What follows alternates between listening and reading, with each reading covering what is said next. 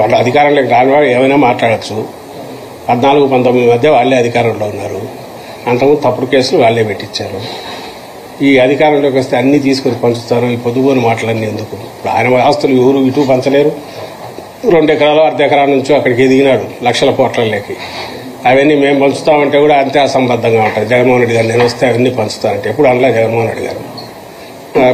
అవి ఎలాగో రామనే ధీమా, ఇంకోటి వచ్చినా ఏం చేయలేరనేది ఒకటి. అక్కడ ఏమున్నాయనేది అన్ని రికార్డెడ్గా ఉంటాయి. ఒకవేళ చంద్రబాబు నాయుడు ఉంటే వాళ్ళ పెట్టుంటాయో, జగన్మోహన్ రెడ్డి గారివి అట్లే ఉంటాయి, ఇంకొక నాయకుడివి అట్లే ఉంటాయి. అవి రికార్డెడ్గా ఏమున్నాయో అవన్నీ ఆస్తులు అవుతాయి.